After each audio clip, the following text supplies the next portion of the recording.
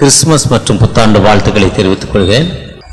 பக்கத்தில் இருக்கவங்கள கர்த்தரை பாதுகாத்திருக்கிறார், கர்த்தரை வழி நடத்திருக்கிறார், இதுவரும் எனக்கு போதுமானவராய் இருந்திருக்கிறார், என் தேவைகளை சந்தித்திருக்கிறார். அந்த ஆண்டவர் மூலம் உங்களுக்கு வாழ்த்துதல், கிறிஸ்து பிறந்த வாழ்த்துக்களை சொல்கிறேன். கிறிஸ்து பிறந்த நம்முடைய விடுதலைக்காக, இந்த தேசத்தின் விடுதலைக்காக, அதற்காக நான் உங்களை வாழ்த்துகிறேன். ஒருத்தர் முகத்தை ஒருத்தர் பார்த்து சொல்லுங்க.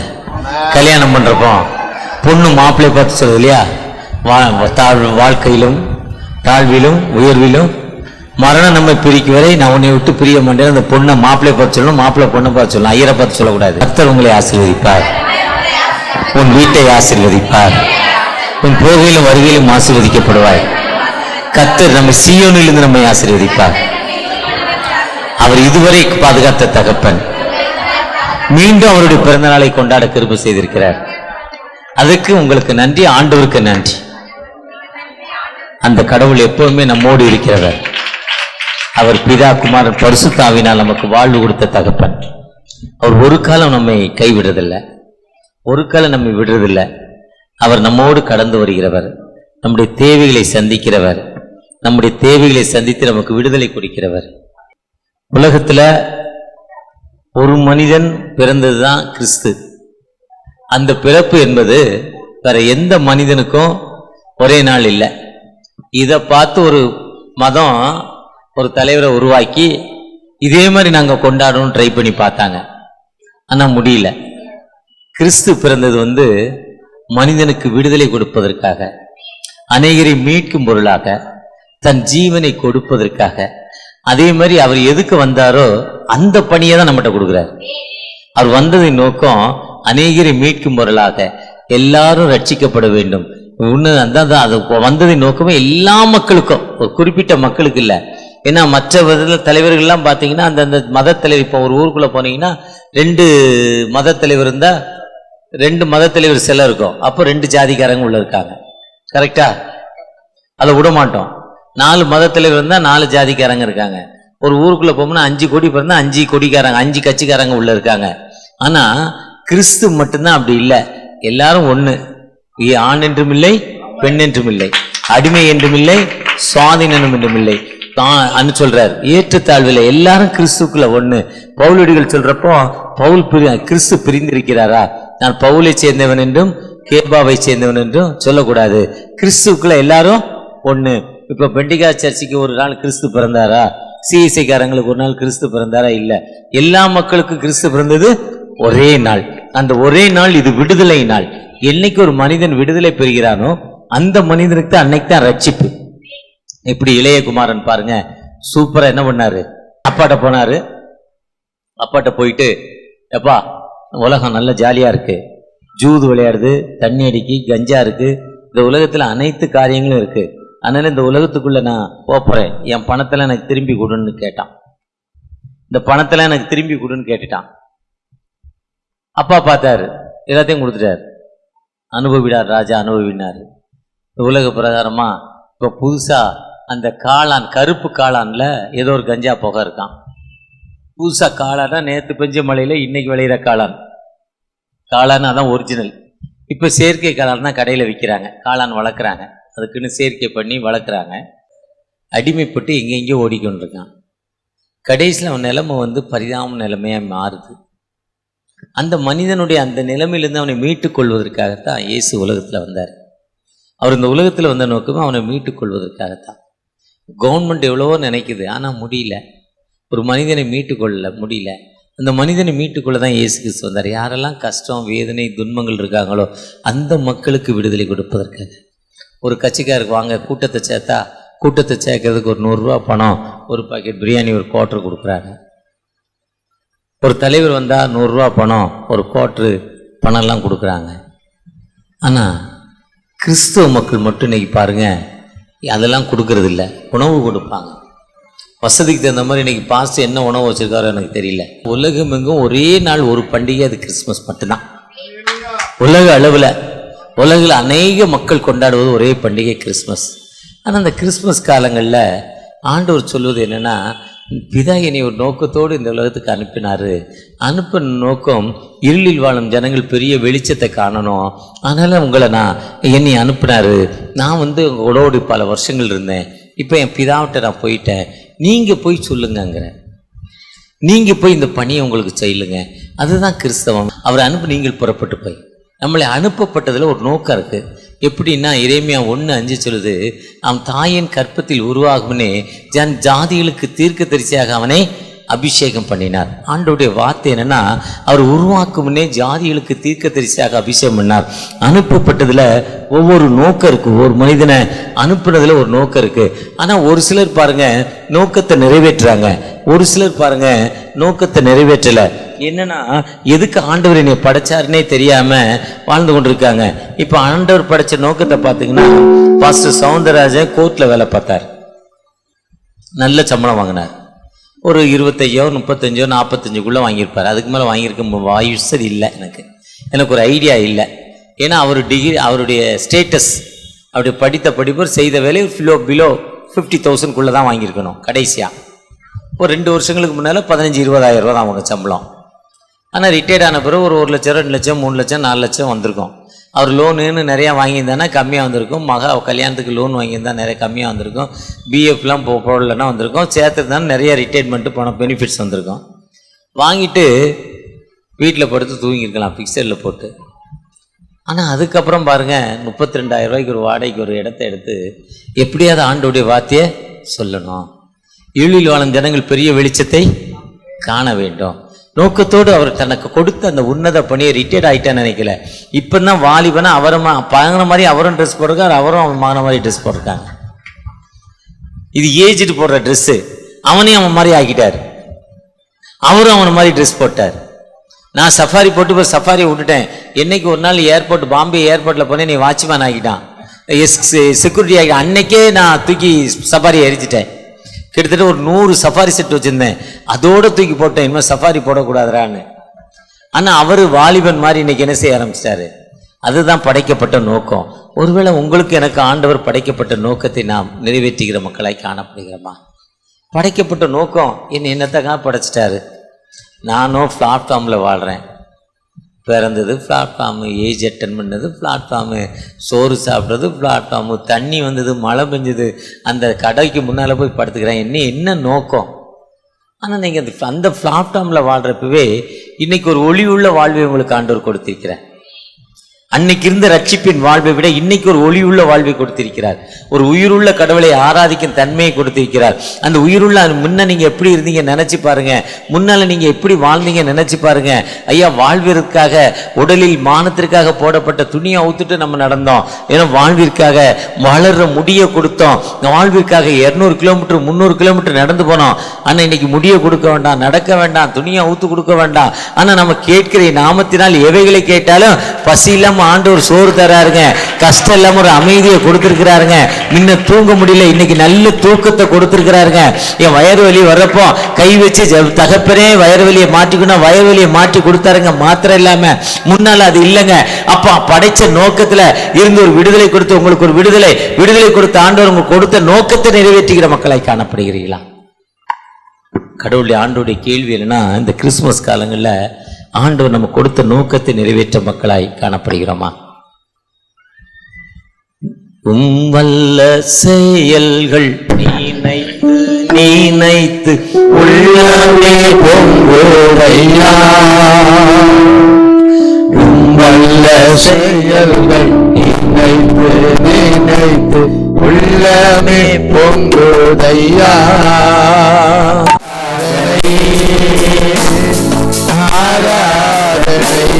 அப்படி ஒருவேளை முன்னால தூக்கம் வரல, ஒரு சிகரெட் பிடிச்சோம். தூக்கம் வரல, ஒரு பீடா போட்டோம். இங்க ஒரு பீடா கடை இருக்கு. நான் ஒரு 15 வருஷத்துக்கு முன்னால போடுறப்போ 4 80 காசு, அப்புறம் 60 காசு ஆச்சு, அப்புறம் 1 ரூபா ஆச்சு, அப்புறம் ஒரு 2 ரூபா ஆச்சு. நான் கடைசியில் விடுறப்போ 3 ரூபாய் எவ்வளவோ. இப்போ பயங்கர ரேட்டா இருக்கும். ஒருவேளை அது இல்லைன்னா எனக்கு தூக்கம் வராது, சாப்பிட சீரணமாக. ஆனால் ஆண்டவர் எனக்குள்ள வந்த பிறகு எனக்கு ஒரு பெரிய விடுதலை கிடைச்சிருக்கு. எனக்கு ஒரு பெரிய ஒரு சிலர் வாட்டர் குடித்தாதான் என்ன வரும்? தூக்கம் வரும். உடம்பு அசதி போக்கும். அசதி போவாது, 3 மடங்கு அசதி ஆயிரும். வாட்டர் குடிச்சா சாப்பிட்டா போதை இறங்கின்னு சாப்பிடாம படுத்தா என்ன ஆகும்? ஆனால் இன்னைக்கு நிறைய பேர் அதை விட்டுருக்காங்க. விட்ட பிறகு பெரிய விடுதலை. அதுதான் ஆண்டவர் உங்களை அழைத்திருக்கிறார். அழைத்தவர் உண்மை உள்ளவர், உங்களை தெரிந்தெடுத்திருக்கிறார். அவர் எடுத்தது ஒரு சித்தம் இருக்கு. அந்த சித்தம் என்னன்னா, இந்த உலகத்தை படைக்கிறப்போ ஆதாமை கூப்பிட்டு இந்த உலகத்துல போய் நீ என்ன பண்ணு, மல்டிஃபை பண்ணுங்கிறார். 1 2 2 2 4 3 2 6 4 2 8 1 8 8 2 8 16 3 8 24 4 8 32 5 8 40 மல்டிஃபை ஆகிக்கிட்டே இருக்கும்.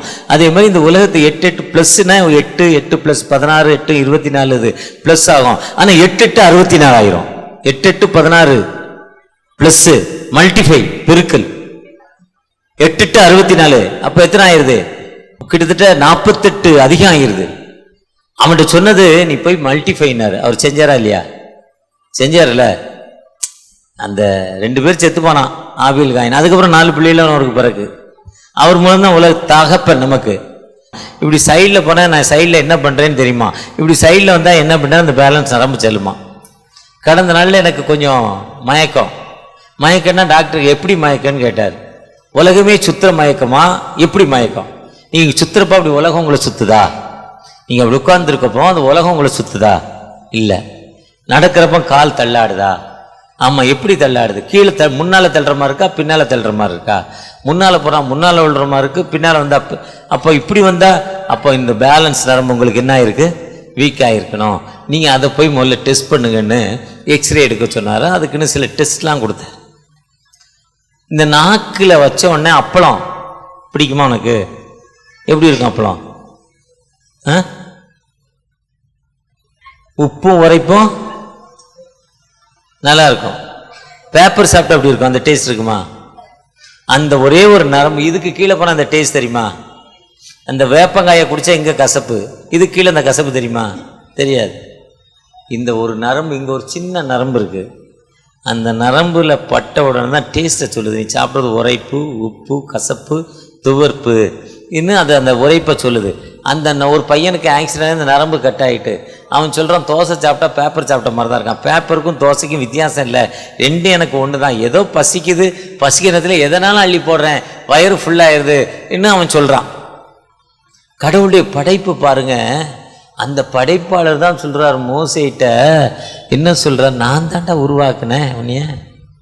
2 கண்ணு, 2 முகர்வதற்கு 2 ஓட்டை, 2 காது, 2 உதடு. ஒரே உதட அப்படி மூடி இருக்கலாம், 2 உதடு பார்ப்பதற்காக. ஒரே உதடா முன்னா எப்படி இருக்காது?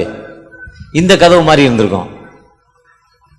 எவ்வளோ அழகா அந்த மவுத்து பாருங்க. ஆனால் ஒரு நாக்கு, ஏன்னா நாக்கால ஊரே கொளுத்திட்டு போயிருந்தான். நாவு நெருப்புன்னு சொல்றாரு ஆண்டவர். அவன்கிட்ட சொல்றாரு, மோசே ஐயாட்ட சொல்றாங்க, நான் தான்ப்பா அதை உருவாக்குனேன், நான் தான் உன்னை உருவாக்குனேன். உனக்கு இப்படிலாம் எனக்கு உன் நாக்கு என்ன பண்ண முடியும்? அவர் சொன்ன வேலையை செஞ்சாரு. தாவீது சொன்ன வேலையை செஞ்சாங்க, பவுலடிகள் செஞ்சாங்க. ஆனால் நீங்கள் நானும் ஆண்டவர் நம்ம கொடுத்த வேலையை செய்கிற மக்களாய் காணப்படுகிறோமா? அவர் என்ன சொல்றாரு? மார்க் 5ஆம் அதிகாரத்தில் லேகியோன்னு ஒரு மனுஷன் இருக்கான். அவனுக்கு எத்தனை பேய் இருந்துச்சு? கணக்கு வழக்கில் எத்தனையோ பேய். மார்க் 5ஆம் அதிகாரம் யாரெல்லாம் வாசிருக்கீங்க? அதில் ஒரு பேய் லேகியோன். அவன் எப்படி இருந்தான்? சங்கிலினால் கட்டப்பட்டிருந்தான். அவன் குடியிருப்பு கல்லறையில் இருந்துச்சு. இன்னைக்கு நம்ம சிட்டிக்குள்ளே இருக்கிறோம், காசிமேடு மேலே வீடு கட்டிட்டாங்க 7 அடுக்கு. இவங்க மூலகுத்துறதுக்கு மேலே, பாடிக்கு மேலே இவர் சர்ச்சு வச்சிருக்கிறாரு. அதனால் நம்ம கல்லறைக்கும் ஊருக்கும் வித்தியாசம் தெரியல. இங்கே பக்கத்துலேயே சிமிட்ரி இருக்குது. சிமிட்ரிக்கு நமக்கு இப்போ இங்கே போனால் இந்த சிமிட்ரி ரோடு ஸ்டாண்ட்லிக்கு ஏற்ற மாதிரி ஒரு கிறிஸ்டின் கல்லறை இருக்குது. சிமிட்ரியும் வீடெல்லாம் ஒன்றா இருக்குது. வித்தியாசம். கிராமத்தில் போனால் ஊருக்கு வெளியே இருக்கும், காட்டுக்குள்ளே இருக்கும், வெளிச்சம் இருக்காது, ஆமையின் சத்தம் இருக்கும், மிருகங்களுடைய தொல்லை இருக்கும், பூச்சிகளுடைய தொல்லை இருக்கும். அந்த அந்த மரம் மட்டும் இப்படி ஆடுறப்ப பேய் ஆடுற மாதிரியே இருக்கும். அந்த முள்ளு மரம் அப்படி நீட்டிக்கிட்டு இருக்கும், இப்படி யாருன்னா அப்படியே பேய் ஆடுற மாதிரியே இருக்கும். எங்கள் ஊரில் ஒத்தைக்கால் வாய்க்கால்னு இருக்குது. 3 கிலோமீட்டருக்கு அங்கேருந்து வரப்போ அதான் தெரியும். அதில் ஒரு ஆலம்பழம் விளிர் இருக்கும். அந்த விளிரில் உட்காந்து அதில் என்ன பண்ணுவாங்கன்னா, வேண்டி கொண்டு ஏதாவது வேண்டிட்டு அந்த இதில் ஏதாவது துணியை கட்டிட்டு வந்துடுவாங்க. மக்கள் ஏதாவது வேணும்னு அந்த ஆலமரத்தில் கட்டிட்டு வந்துடுவாங்க, பைத்தியகாரத்தனமா கட்டிட்டு வந்த பிறகு பார்த்தீங்கன்னா ராத்திரி நடந்து வருவோம், அங்கேருந்து ஏதோ ஆடுற மாதிரி இருக்கும், பேயே ஆடுது. எத்தனை பேர் செத்துருக்கான் தெரியுமா வாந்தி எடுத்து, எத்தனை பேர் பயந்து போயிருக்கான் தெரியுமா. அதே மாதிரி தான் கல்லறை. கல்லறை என்பது சிட்டியில் இருக்க நமக்கு தெரியாது, கிராமத்தில் இருக்க மக்களுக்கு தான் வாந்தையின் அலறம் இருக்கும், பயம் இருக்கும், கொடிய ஒரு சத்தம் இருக்கும். அப்படி சத்தம், அந்த வன மிருகங்களுடைய சத்தம் இருக்கும். அந்த சத்தத்தின் மத்தியில் தான் போய் குடியிருக்கிறாரு. அவர் உடம்புல துணி இல்லை, கல்லுனால் உடம்பை காயப்படுத்திக்கிட்டார், யாரையாவது வந்து அடிக்கிறாரு, சங்கிலினால் கட்டியிருக்காங்க, கண்ட்ரோல் பண்ண முடியல, சங்கிலியை உடைச்சி போட்டுட்டாரு. அவர் மனைவி சேர்க்கலை, பிள்ளைகள் சேர்க்கலை, கைவிடப்பட்ட நிலைமை. கைவிடப்பட்ட நிலைமையில் அவர் என்ன பண்ணுறாரு, அங்கே இருந்து தன் வாழ்க்கையை ஒரு மாதிரி ஓட்டி கொண்டிருக்கார். இயேசுங்கிற ஒரு நபர் அங்கே வர்றாரு. இயேசு எதுக்காக வந்தார்னா, தம்முடைய ஒரே பேரனை குமாரனை விசுவாசிக்கிறவனும் அவன் கெட்டு போகாமல் நித்திய ஜீவனை அடைம்படிக்கு அவரை தந்தொழி இவ்வளவாய் உலகத்தில் அன்பு கூர்ந்தார். இயேசுங்கிற உலகத்தில் வந்ததே நம்முடைய, அவரை யார் விசுவாசிக்கிறாங்களோ அந்த இடத்துல தாவீதின் குமாரனே, சன் ஆஃப் மை டேவிட்னு சொல்றாரு. எனக்கு இறங்குங்க, என்னுடைய குடியிருப்பு கல்லறையில் இருக்கு, கைவிடப்பட்டு மனைவினால கைவிடப்பட்டிருக்கேன், சகோதர சகோதரியால கைவிடப்பட்டிருக்கேன், கைவிடப்பட்ட நிலைமையில இருக்கிறேன், எனக்கு யாருமே ஆதரவு இல்லை, அப்படிப்பட்ட நிலைமையில இருக்க எனக்கு ஒரு விடுதலை கொடுங்கப்பா, ஒரு ஆசீர்வாதத்தை கொடுங்கன்னு அவர் கேட்டு ஆண்டவரை நோக்கி ஜெபம் பண்றாரு. அதுதான் ஆண்டவரை நோக்கி அவர் ஜெபம் பண்றப்ப ஆண்டவர் ஜெபத்தை கேட்கிறாரு. அப்ப உனக்கு என்ன செய்யணும், அங்கே பன்னி மேய்ஞ்சிக்கிட்டு இருந்தது, அந்த அசுத்தாவிலாம் பன்னிக்குள்ளே போக கிடையாதுன்ட்டார். அந்த அசுத்தாவி பன்னிக்குள்ளே போனோன்னே நாய் ஊழையிடும். பார்த்துருக்கீங்களா? ராத்திரி 12 மணிக்கு 100 நாய் சத்தம் போடுற மாதிரி இருக்கும். எங்கள் வீட்டில் ஒருத்தர் ஆக்சிடெண்ட்டில் இறந்துட்டார், எங்களோட வேலை செய்கிறவர். அவர் பாடியை கொண்டாந்து வச்சுருக்காங்க. பரமக்குடியில் ஆக்சிடெண்ட் ஒரு 25-30 வருஷங்களுக்கு முன்னால். 12 மணிக்கு நாய் 100 நாய் சத்தம் போடுது. 100 நாய் சத்தம் போடுதுன்னு பின்னால் போய் பார்க்குறோம், ஒரு நாயுமே இல்லை. ஆனால் அதே நேரத்தில் அந்த அசுத்தாவிகள் வரப்போ நாய்க்கு தெரியும், சத்தம் போடும், ஊளையிடும். பூனைக்கு தெரியும், மிருகங்களுக்கு தெரியும், மாட்டுக்கு தெரியும். மாடு அலறும், அசுத்தாவி வர்றப்போ சத்தம் போடும், கூப்பிடும். ஆனால் அது ஒன்றும் பண்ணாது, இதுவும் ஒன்றும் பண்ணாது. ஆனால் அதுக்கு தெரியும், நமக்கு சிக்னல் கொடுக்கும். நம்ம வளர்க்கும் வீட்டு விலங்குகள் நமக்கு சிக்னல் கொடுக்கும், அதுக்கு தெரியும். அப்படித்தான் அது வந்து அலறுது. அந்த சத்தத்தில் என்ன பண்ணுது, அது போய் அதை டச் பண்ணோன்னே நிற்க முடியாமல் அந்த நாய் ஓடுற மாதிரி அந்த பன்னிகள் போய் கடலுக்குள்ளே விழுந்து செத்து போச்சு. பன்னி வளர்த்தவங்களாம் ஊருக்குள்ளே போய் சொல்கிறாங்க, நம்ம பண்ணிலாம் செத்து போச்சுப்பா. ஒருத்தர் வந்தார், லேகியோனை பார்த்தாரு, இவனுக்குழுவுக்கு அசுத்தாவி வெளியே போட்டுனாரு. வெளியே போட்டுனோடனே அவன் போய் அங்கே சொன்னான். அங்கே அவன் சொன்னோடனே அவனுக்குழுவுக்கு ஆவிலாம் வெளியே வந்துச்சு, அந்த பன்னி மேலே விழுந்துச்சு. பன்னி மேலே விழுந்துன்னா அத்தனை பண்ணி என்னாச்சு, செத்து போச்சு. அந்த ஊருக்காரங்களாம் வந்து, உங்களால் எங்கள் பண்ணிலாம் செத்து போச்சு, இந்த ஊரில் இருக்காதான்னு இயேசுவை விரட்டுறான். ஆனால் லேகியோன் என்ன பண்ணுறான், மார்க் 5:15 வாசிங்க. இயேசுவினிடத்தில் வந்து வஸ்திரம் தரித்து, அதுக்கு அப்பா அதுவரை அவர் என்ன பண்றாரு, எப்படி இருந்தா பாருங்க, எவ்வளவு மோசமான நிலைமை பாருங்க, சிந்திக்க முடியுதா? வஸ்திரம் இல்லாம பப்ளிக்ல ஒரு மனுஷன் இருக்காங்க, ட்ரெஸ் இல்லாம, எப்படிப்பட்ட ஒரு அவல நிலைமை. அவன் வஸ்திரம் தரித்து உட்கார்ந்து புத்தி தெளிந்திருக்கிறதை கண்டு உட்கார்ந்து, அதுவரை அவர் என்ன பண்ணல, பேய் பிடிச்சவனை பார்த்தீங்கன்னா உட்கார மாட்டான். நான் எத்தனையோ பேரை பார்க்குறேன். இந்த போன வாரம் கூட முந்தானால் எங்கள் தெருவில் ஒரு பொம்பளை எங்கள் ரோட்டில் சுற்றுது, ஒரு வாலிப ஒரு பெண், கிட்டத்தட்ட ஒரு 30 வயது இருக்கும், ஒரு அசுத்தாவியோடு. அது அசுத்தாவி இல்லை, அழுக்கு நைட்டி அழுக்கு, நிற்க உட்காந்தே ராத்திரி தான் உட்காந்து பார்த்துருக்கேன். போய்கிட்டு இருக்கோம், வந்துக்கிட்டு இருக்கோம், போய்கிட்டு இருக்கோம், வந்துக்கிட்டு இருக்கோம். அதுவரையும் அவன் என்ன பண்ணுறான், போய்கிட்டு வந்துக்கிட்டு ஓடிக்கிட்டு குதிச்சுக்கிட்டு என்னவோ பண்ணுறான். ஓடிக்கிட்டு வந்துக்கிட்டு இருந்தால் எப்படி இருக்கும், கால் வலி, இடுப்பு வலி எப்படி இருக்கும். ஆனால் இயேசுவை பார்த்தோன்னா என்ன ஆச்சு, இயேசுட்ட நாம் வந்து நிற்கிறோம். நல்ல எண்ணங்களை தரும் ஆண்டவர், நல்ல ஆடைகளை தரும் ஆண்டவர், அமைதியாக உட்காந்து லிசன் பண்ணுறது. நீங்கள் எத்தனை மணிக்கு வந்தீங்களோ, 7 மணிக்கு வந்திருப்பீங்கன்னு நினைக்கிறேன். ஒரு நல்ல நன்மை ஆண்டவர்கிட்ட கிடைக்க ஆண்டவர் எனக்கு விடுதலை கொடுக்கிறார். விடுதலை கொடுப்பதற்காகவே இந்த உலகத்திற்கு இருளில் வாழும் ஜனங்கள் பெரிய வெளிச்சத்தை காண்பதற்கு அந்த உலகத்தில் இருந்தார்.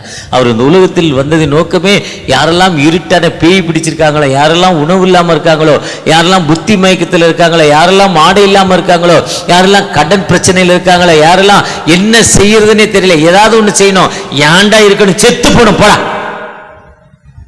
ஒரு பாஸ்டர் இவங்களோட இருந்தார், இந்த ஏரியாக்காரர் தான். ஊரில் இருக்க கடனெல்லாம் வாங்கினார். வட்டிக்கு வட்டிக்கு வட்டிக்கு வாங்கி நல்ல ஊழியம் பண்ணார். ஆனால் கடன் வாங்கி கடைசியில் அந்த அம்மாவே என்னாச்சு, செத்து போச்சு. ஏன் இருக்கணும்? ஆனால் செத்ததால் அவனுக்கு விடுதலை இல்லை, அந்த பிள்ளைகளுக்கும் விடுதலை இல்லை. அந்த அம்மா இருந்துன்னா நிச்சயமா அந்த பிள்ளைகள் நல்லா இருந்திருக்கும், அந்த மனிதனும் நல்லா இருந்திருப்பான். அந்த அம்மா மரணத்தை நிமித்தம் விடுதலை இல்லை. அதே தான் நம்ம எதுக்கு அந்த புத்தி இல்லாத நிலைமை, எதுக்கு நான் இருக்கணும், செத்து போனோம், நான் ஏன் சாகணும், ஹேங்கிங் பண்ணிக்குவேன், ஃபயர் பண்ணிக்குவேன், ட்ரெயினில் விழுந்துருவேன், இல்லை சூசைட் பண்ணிக்குவேன், மருந்து சாப்பிடுவேன், இந்த உலகத்திலே உயிரை மாய்த்துக் கொள்வேங்கிற நிலைமையில தான் அந்த லேகியோன் அலைந்து தெரிந்து கொண்டிருந்தான். அதே நிலைமையில அந்த நம்மளும் அலைந்து கடன் நிமித்தம் உடம்புல இருக்க வேதனை, இந்த வேதனை இருக்கு, இந்த வேதனையால எனக்கு முடியல, அது வர்றப்ப இன்னையால ஏன் இருக்கிறோம், அந்த கத்தி எடுத்து நான் குத்திக்கலாமான்னு நினைக்கிறேன். குத்திலாம் செத்த பேர் நிறைய பேர் இருக்காங்க. வேதனையில பல்வலி வந்துருச்சு, பல்வலி வந்தோன்னே இவ்வளோ போயில வைக்க சொன்னாங்க, அதே போயிலே அவங்களுக்கு பாய்சனாக மாறிடுச்சிங்க.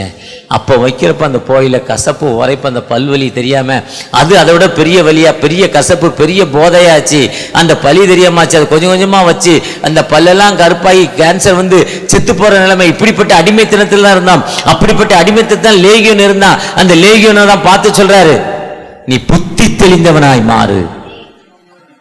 அவன் மாறிட்டு வாசிங்க, புத்தி தெளிந்திருக்கிறதை கண்டு பயந்தார்கள். புத்தி தெளிந்து கண்டு பயந்தார்கள். பிசாசுகள் பிடித்திருந்தவனுக்கும் பன்றிகளுக்கும் சம்பவத்தை கண்டவர்கள் அவர்களுக்கு விவரமாய் சொன்னார்கள். அப்பொழுது தங்கள் எல்லைகளை விட்டு போகும்படி அவரை வேண்டிக் கொள்ள தொடங்கினார்கள். அவன் இன்னைக்கு நமக்கு விரோதமா எழும்புற சக்தி என்னன்னா, இவன் கெட்டு போறவன் கெட்டு போட்டோம், நீ ஏன்டா அவனை தெருத்துறன்னு நம்மளை விரட்டுறான். கிறிஸ்துவத்துக்கு ஆப்போசிட்டே யாருன்னா, ஒரு மதத்தை சேர்ந்தவர்கள் அல்ல, அவனுக்கு வர வருமானம் குறையுது, அவன் இவனை அடிமைப்படுத்தி வேலை வாங்குறான், இவன் கொஞ்சம் எஜுகேஷன் ஆகுறான். ஏசுங்கிற ஒரு நபர் வந்து நம்ம எஜுகேஷன் ஆகுறோம், டெவலப் ஆகுறோம். வர்ற பணத்தை செலவு பண்ணக்கூடாதுன்னு நினைக்கிறோம், சேர்த்து வச்சுன்னு நினைக்கிறோம். அதுவரையும் நம்ம பணத்தெல்லாம் இன்னைக்கு ஒரு 1000 ரூபாய்க்கு சம்பளம்னா 1000 ரூபா, நல்லா இன்னைக்கு 1000 ரூபா சம்பளம் வந்தது. காலையில் இடியாப்பம் பாயா, மத்தியானம் சிக்கன் சுக்கா, மட்டன் சுக்கா, பிரியாணி சாப்பிட்டுட்டு, நைட்டு புரோட்டா சிக்கன் சாப்பிட்டுட்டு திருப்தி 1000 ரூபாயும் காலி. நாளைக்கு துட்டு இல்லை, வேலை இல்லை, கூலி இல்லை. அப்போ சார் ஒரு 100 ரூபா கடன் கொடுங்க சார். அவன் 100 ரூபாய்க்கு எவ்வளோ கொடுக்குறான், 90 ரூபா கொடுக்குறான். 100 ரூபா கணக்கு 10 நாள். இப்போ நமக்கு வச்சு வருமானம் யாருக்கு? இப்போ ஏசிட்ட வந்தால் இல்லைப்பா உனக்கு எவ்வளோ வருதோ நீ அவ்வளோதான் என்ன பண்ணணும், செலவு பண்ணணும்னு சொல்லி கொடுக்குறாரு. இப்போ 1000 ரூபா தான், 1000 ரூபா என்ன பண்ணக்கூடாது, செலவு வரவு 8னா செலவு 10னா கடைசியில் துண்டானா நீயும் துண்டா போயிருவாடான்னு சொல்லி கொடுக்குறாரு.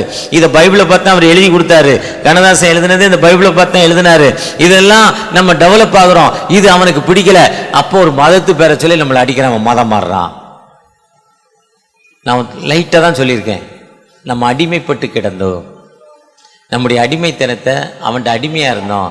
ஆனால் இயேசுங்கிற ஒரு ரட்சகர் 1000 ரூபா சம்பளமா, 200 ரூபா செலவு பண்ணு, வீட்டுக்கு 200 ரூபா மிச்சம் பண்ணு, ஒரு 200 ரூபா ஒரு நாளைக்கு மிச்சம், மாதத்துக்கு எவ்வளவு, 6000 ரூபா, ஒரு வருஷத்துக்கு எவ்வளவு, 6 12 72,000 ரூபா, 10 வருஷத்துக்கு எவ்வளவு, ஒரு வருஷத்துக்கு 72, 10 வருஷத்துக்கு எவ்வளவு, 7,20,000 ரூபா. ஒரு கடை வச்சிருவோம்ல, அவன் கூட மூட்டை தூக்க மாட்டான்ல. இதாங்க டெவலப்மெண்ட். இதை தாங்க இயேசுங்க. இயேசு இங்க தாங்க வந்திருக்கிறாரு. இயேசு இங்க தாங்க விடுதலை கொடுத்திருக்கிறாரு. லேகியனுக்கு இப்படித்தாங்க விடுதலை கொடுத்தாரு. அதுதான் அவர் இந்த உலகத்துல வந்து நமக்காக அநேகரை மீட்கும் பொருளா இந்த உலகத்துக்கு வந்தார். எனக்காய் ஜீவன் விட்டவரே, என்னோடு லேகியன் புத்தி தெளிந்திருந்தான், ஆடைகள் போட்டிருந்தான், மனுஷனா மாறிட்டான். நீங்க போதுமான இயேசு பக்கத்தில் போய் உட்காந்துக்கிட்டான். இயேசு நாட் கிவ் த பெர்மிஷன் கொடுக்கல. உனக்கு இறங்கி செய்திகளை நீ போய் பிறருக்கு 19 சொல்றாரு, 5:19 சொல்றாரு, ஆண்டவர் உனக்கு என்ன செய்தார் அதை போய் நீ பிறருக்கு என்ன பண்ணணும், அறிவி என்றார். ஒருவேளை நான் எப்படி இருந்தேன், இந்த உலக பிரகாரமா அனைத்து பழக்கங்களும் என்கிட்ட இருந்துச்சு, அனைத்து தீய பழக்கங்களும். அந்த பழக்கம் என்கிட்ட இருந்தால் நான் எய்ட்ஸ் வந்து செத்து போயிருப்பேன், டிபி வந்து செத்து போயிருப்பேன், ஆஸ்மா வந்து செத்து போயிருப்பேன், கொலஸ்ட்ரால் வந்து செத்து போயிருப்பேன்.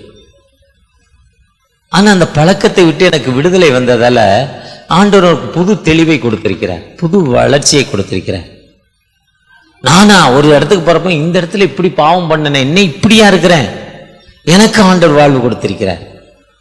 காலையில் கூட திங்க் பண்ணாத. 65 ஆண்டுகள் கிட்டத்தட்ட கடந்து வந்து இவ்வளோ வசதி, இவ்வளோ வாழ்வை ஆண்டவர் எனக்கு கொடுத்துருக்கிறார். ராத்திரி படுத்தது 11:15 நேரத்திலேருந்து சர்வீஸ், இன்னைக்கு 3ஆவது சர்வீஸ் போதுக்கு புது தெளிவு, புது தெம்பு, ஒவ்வொரு இடத்திலும் புது புது வார்த்தைகளை பேசுவதற்கு ஆண்டவர் கிருபை செய்திருக்கிறார். என்னுடைய இந்த யூடியூப்ல D Soundarapandian, reverend D Soundarapandian யூடியூப்ல போட்டீங்கன்னா என்னுடைய மெசேஜ் வரும். புது புது செய்திகளை ஆண்டவர் கொடுத்து கொண்டிருக்கிறார். அதே தான் ஆண்டவர் உங்கள்கிட்ட சொல்றாரு. உங்களுக்கு என்ன செய்திருக்கிறாரோ நீங்கள் பிறருக்கு போய் என்ன பண்ணணும் சொல்லுங்க. உங்களை உங்க கூட இருந்தவன் இன்னும் தண்ணி அடிச்சுக்கிட்டு இருக்கான். உங்க கூட இருந்தவன் இன்னும் பிட் பாக்கெட் அடிச்சிருந்திருக்கான். உங்க கூட இருந்தவனுக்கு வியாதியா ஸ்டான்லி ஹாஸ்பிட்டலில் படுத்திருக்கிறான். உங்க கூட இருந்தவன் செத்து போயிட்டான் வியாதி வந்து. உங்க கூட இருந்தவன் இன்னும் சோத்துக்கு வழி இல்லாம இருக்கான். ஆனா இன்னைக்கு எவ்வளவு அழகான எனக்கு உடைய ஆண்டவர், எவ்வளவு அழகான ஒரு மேக்கப் அலங்காரத்தை, ஒருவேளை சொந்த செயின் இல்லாலும் கவரிங் செயினாவது போட வச்சிருக்கிறார்.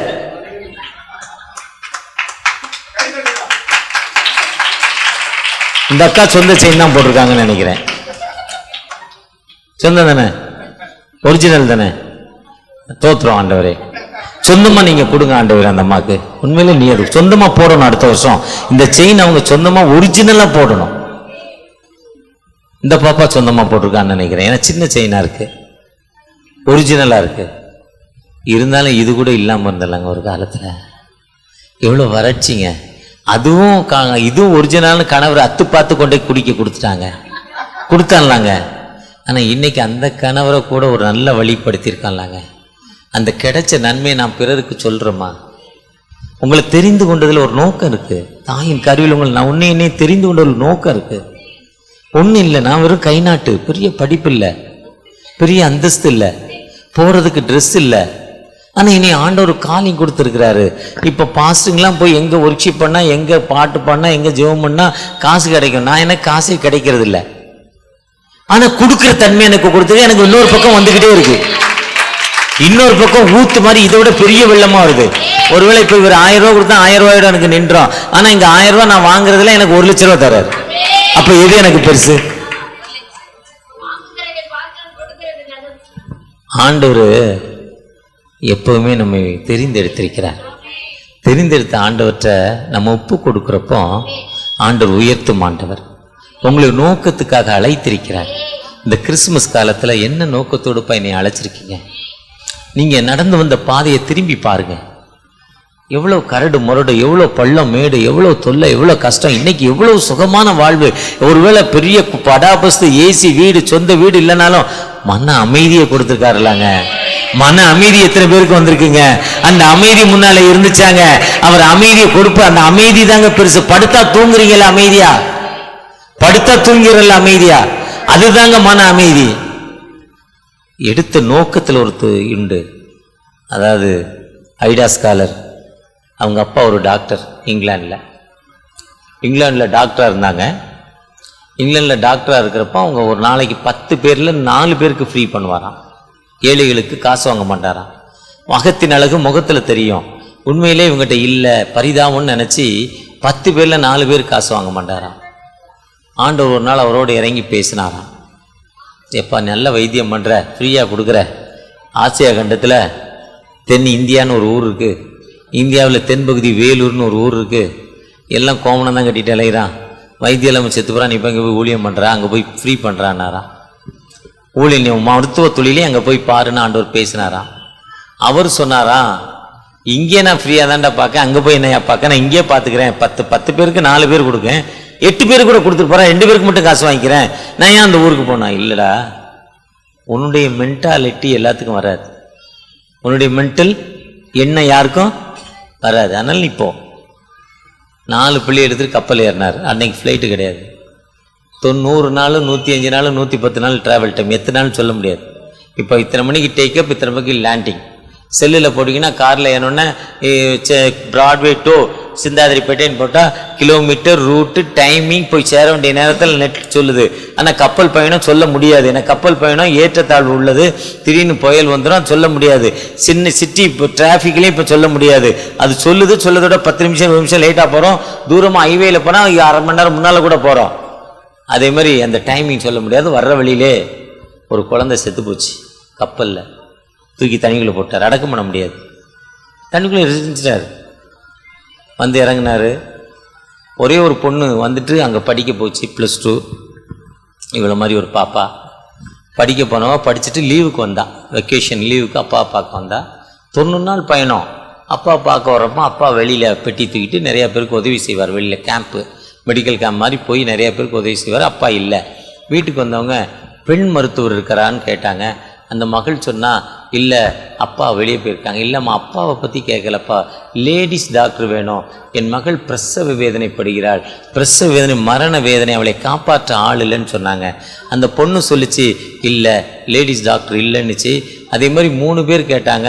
அன்னைக்கு தான் அப்பா ஒரு நீ ஒரு முட்டாள், நாகரிகம் இந்த ஊர் இங்கிலாண்டில் வாழ முடியாமல் 150 வருஷங்களுக்கு முன்னே நடந்த சம்பவம், நாகரிகம் இந்த ஊரில் இங்கிலாந்தில் வாழ முடியாமல் இவனுக்கு இன்னும் ட்ரெஸ்ஸே போடலை, இவன் கோமனை கட்டிட்டு அலைகிறான், இவனுக்கு போய் வைத்தியம் பண்ணணுங்கிற போயா முட்டாளேன்னு திட்டி விட்டான். அப்பா பலமுறை சொன்னால் பலமுறை கேட்கல. ஆனால் அவட்ட டைரெக்டாக வைத்தியம் இல்லாமல் பார்த்தா கொஞ்ச நேரத்தில் பார்த்தீங்கன்னா அந்த 3 பேர் கேட்ட 3 பேரும் 3 பாடிக்கு பின்னால் போகிறாங்க. 1 மணி நேரத்துக்கு முன்னால், 2 மணி நேரத்துக்கு பின்னால் ஒருவர் மாற்று மதத்தை சேர்ந்தவர். அப்படி போகிறப்ப என்னன்னு கேட்டால், அந்த பெண் இறந்து விட்டாள். பிரசவம் பார்ப்பதற்கு மருத்துவர் இல்லாமல் பிரசவ வேதனையில் பிள்ளை பெற்றுக்கிறதுல செத்து போனான்னு சொல்கிறாங்க. இந்த பகல் மனம் உடைக்கப்படுறா. எங்கள் அப்பா பேசினார், எங்கள் அப்பாவை முட்டாள்னு சொன்னேன், ஆனால் கடவுள் என்னோடு பேசுகிறார், நான் ஒரு நர்ஸாக போகிறேன்னு சொல்லி அந்த பொண்ணு போய் முதலாவது நர்ஸு படிச்சுட்டு வந்து திண்டிவனத்தில் முதல் ஹாஸ்பிட்டலில் ஆரம்பிச்சது, அப்புறம் ராணிப்பேட்டையில் ஆரம்பிச்சது, அப்புறம் வேலூரில் ஆரம்பிச்சது, ஒரு நர்ஸாக தான் ஆரம்பிச்சது. அதுதான் Vellore CMC Christian medical college என்று பெயர். இன்னைக்கு எத்தனையோ லட்சம் பேருக்கு ஆப்ரேஷன் தான் குழந்தை பெறுவதற்குன்னு சொன்னால் அந்த ஹாஸ்பிட்டலுக்கு கொண்டு போனால் அந்த அம்மா இல்லை செத்து போச்சு, ஆனால் ஆப்ரேஷன் பண்ணுவதான்னு சொன்னாலும் அந்த ஹாஸ்பிட்டலுக்கு போனா நார்மல் டெலிவரி. எப்படிப்பட்ட வைத்தியமோ, செத்து போகிறான் டைம் கொடுத்தா அங்கே போன ஒரு எக்ஸ்ட்ரா 48 மணி நேரம், 4 நாள் 1 வாரம் போகும். ஏன்னா அந்த மிஷன் அந்த அம்மாவுக்கு விரோதமாக அங்கே இருக்க மக்கள் அங்கே இருக்க மதத்தை வச்சு ஒரு ஹாஸ்பிட்டல் ஆரம்பித்தாங்க. ஆனால் அது எடுபடலை. ஏன்னா இந்த அம்மா கூட இருக்கிற யாரு? உயிர் உள்ள கடவுள், வானத்தையும் பூமியும் படைத்தவர். அவர் சொல்லாகும் லேவியனை பார்த்து கெட் அவுட்னார், அவ்வளோதான். பக்கத்தில் போய் தள்ளி விட்டாரா?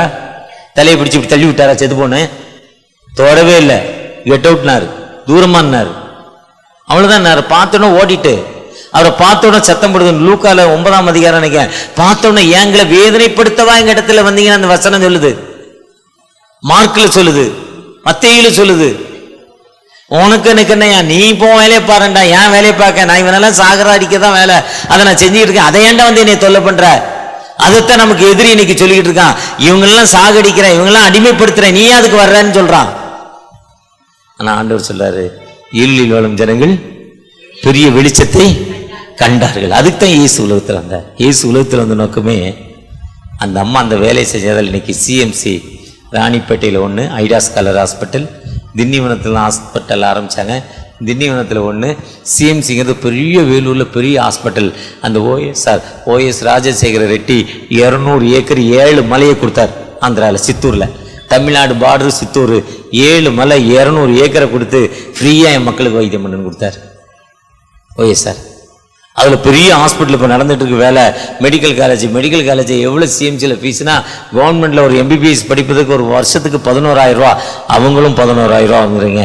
இதே எஸ்ஆர்எம்ல படிக்க வச்சா ஒரு வருஷத்துக்கு 25 லட்சம். எவ்வளவு? 11,000 ரூபா எங்கே இருக்குது, 25 லட்சம் எங்கே இருக்குது.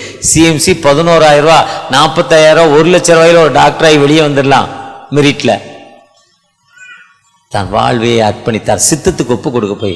நீங்களாம் ஆண்டோடைய சித்தத்துக்கு ஒப்பு கொடுக்கிற மக்களாய் காணப்படுகிறோமா? ஆண்டோடைய சித்தத்துக்கு நம்ம ஒப்பு கொடுக்குறோமா?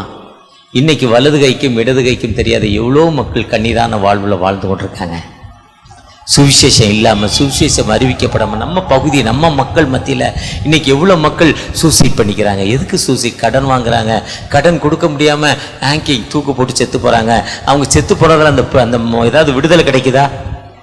அவங்க ஃபயர் பண்ணுறதால ஏதாவது விடுதலை கிடைக்குதா? அவங்க ட்ரெயினில் விழுந்து செத்து போகிற விடுதலை கிடைக்குதா? பாய்சன் சாப்பிட்றதுல ஏதாவது விடுதலை? அதுக்கப்புறம் போலீஸ் கேஸு அலைஞ்சி திரிஞ்சு பாடியை அறுத்து விடுதலை இல்லை.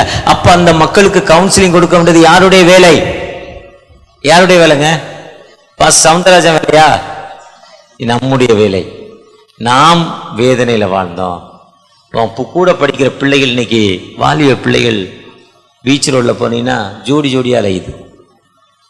படிக்கிற வாலிய பிள்ளைகள் ஜோடி ஜோடியாக அலைகிறா. நீட்டுக்கு படிக்க போய் ஜோடி ஜோடியாக அலைகிறா. அவங்க அப்பா மண்ணு சமந்து என் பிள்ளை எப்படியாவது டாக்டர் அவன் நீட்டு படிக்க அனுப்புகிறார். அவன் என்ன பண்ணிட்டாங்க, போய் எங்கள் அப்பா கஷ்டப்பட்டனா அவளுக்கு மாப்பிள்ளை தேடாறா. அதான் அவன் வேலை. கொடுத்த வேலையை விட்டுட்டு போயிட்டால. கொடுத்த வேலை என்ன, படிக்கிறது. மாப்பிள்ளை தேடைய அனுப்புனாராங்க. எங்கள் அப்பா கஷ்டப்படுறாரு, அம்மா கஷ்டப்படுறாங்க, செலவு இல்லாமல் நான் கல்யாணம் பண்ணிக்கிறேன்னு ஒரு கிறுக்கு பையில கல்யாணம் பண்ணி வாழ்க்கையை கெடுத்துக்கிட்டு அலையிறியே. சித்தத்துக்கு, ஆண்டுடைய சித்தத்துக்கு நீ ஒப்பு கொடுக்கலையே. ஆண்டுடைய சித்தத்துக்கு ஒப்பு கொடுக்காத லவ் பண்ணி கல்யாணம் பண்ண நிலைமை எவ்வளோ பரிதாப நிலைமை காணப்படுகிறது. 100 குடும்பத்தில் 98 குடும்பம் வீணா போச்சு லவ் பண்ணி கல்யாணம் பண்ணதில்லை. கடைசியாக முடிக்க போகிற நேரத்தில் ஆண்டவர் எனக்கு இது ஞாபகப்படுத்துறாரு. எதுக்கு ஞாபகப்படுத்துறான்னு எனக்கு தெரியாது. ஒருவேளை நீ மாப்பிள்ளை பொண்ணை தேடாத. நான் ஒரு காலேஜில் கரஸ்பாண்டாக இருக்கேன், செக்ரட்டரியாக இருக்கிறேன். ஹாஸ்டலில் கொண்டாந்து அவங்க அப்பா விடுறார். வீட்டில் பொண்ணை கண்ட்ரோல் பண்ண முடியல. அந்த பையனோடு பழகிறா. +1 படிக்கிறோம், 10th படிக்கிறோம், அந்த பையனோட சுற்றுறா. காலேஜ் +2 முடிச்சுன்னா காலேஜ் ஹாஸ்டலில் போட்டால் ஸ்ட்ரிக்ட் காலேஜ், அதுலேருந்து தப்பிச்சுக்கிடுவான்னு கொண்டாந்து விடுறா. ஆனால் அவா மதில் சுவல் ஏறி அவனோடு போகிறார். இன்று வாழ்க்கை துயரமான வாழ்க்கை. 2 வருஷத்தில் பரிதாபமான வாழ்க்கை. கிளவி மாதிரி ஆகி உன் வாழ்க்கையே வீணா போச்சு. ஒருவேளை அப்பா அம்மாவுக்கு நீ கீழ்ப்படியாதல வாழ்க்கை வீணா போச்சுப்பா. நீ அந்த வாழ்க்கை வேண்டாம், உனக்கு கத்தட்ட ஒப்பு கொடு, உனக்கு ஏற்ற துணை ஆண்டவர் தருவாரு. ஐபிஎஸ் ஆயிடலாம், டாக்டர் ஆயிடலாம், உன் சமூகத்துக்கே நீ வாழ்வு கொடுக்க போற. இப்போ எங்க சர்ச்சில் இருந்த பாப்பா ஐஏஎஸ் ஆயிட்டான்னு வைங்க. நான் சொல்லுவேன், எங்க பாப்பா ஐஏஎஸ் இருக்காங்க. நான் போய் வாசல், அங்கிள் வாங்க, அங்கிள் உட்காருங்க, அங்கிள் எங்கள் சர்ச்சுக்கு மெசேஜுங்க, உங்களை என்ன அங்கிள் செய்யணும்? செய்ய முடியல. எங்கள் அங்கிள் வந்திருக்காரு, என்னடா மிரட்டுற சொல்லுவார்ல. ஆனால் நீ உனக்கு விருப்பப்பட்ட பையனை கல்யாணம் பண்ண எனக்கு என்ன செய்ய முடியும்? நான் தான் உனக்கு சோறு போடணும். ஒன்றும் இல்லை, பொதுவாக சொல்கிறேன். கர்த்தருடைய சித்தத்துக்கு என்ன பண்ணணும்? ஒப்பு கொடுங்க. ஒருவேளை லவ் பண்ணி கல்யாணம் பண்ண அம்மாட்ட கேளு, சொல்லும் வேண்டாம்மா வேண்டாம்மா. இன்னைக்கு பிள்ளைகள் ரொம்ப அட்வான்ஸாக இருக்குது. ஒரு பிள்ளை பாருங்க, 18 வயசு நிறைவு பண்ணவும் ஒரு பணக்கார வீட்டு பிள்ளை, ஒரு ஊரில் நடந்த சம்பவம். 18 வயசு, இன்னைக்கு 17 18 முடியுது. இன்னைக்கு தான் பேர்த்டே. ஆட்டோக்காரனை கூப்பிட்டு போயிட்டான். கூப்பிட்டு போய் ஆட்டோக்காரன் கூட போயிட்டான். பெற்றோருக்கு நான் ஐஎம்பிஏ என்னது அது வயசுக்கு வந்தது மேஜர், மெச்சீடு மேஜர், ஏன் இஷ்டம். போலீஸ் ஸ்டேஷனில் அம்மா அப்பா முன்னாடி சொன்னான், தோத்திரம் வணக்கம்னு சொல்லிட்டு போயிட்டு அங்கே ஒன்று இந்த பொண்ணை விற்க ஆரம்பிச்சிடான் சேலத்தில்.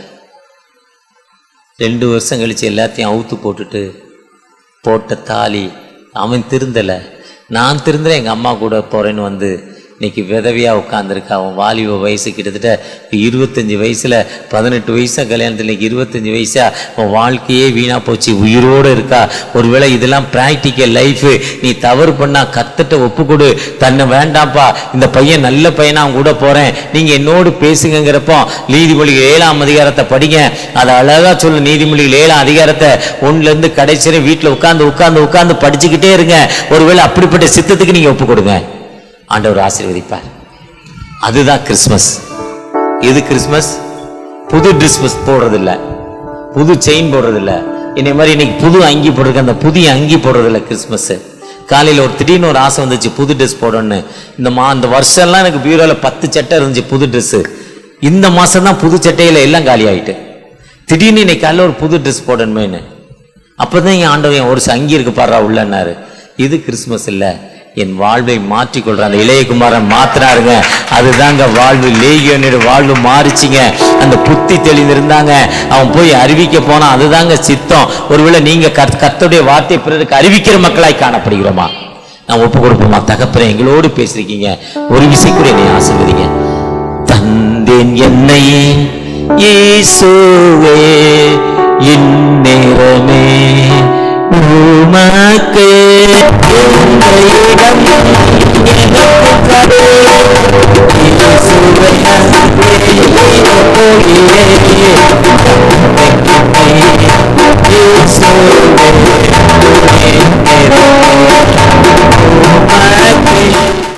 அறுவடை மிகுதியாலோ இல்லை, அன்பரின் கதறல்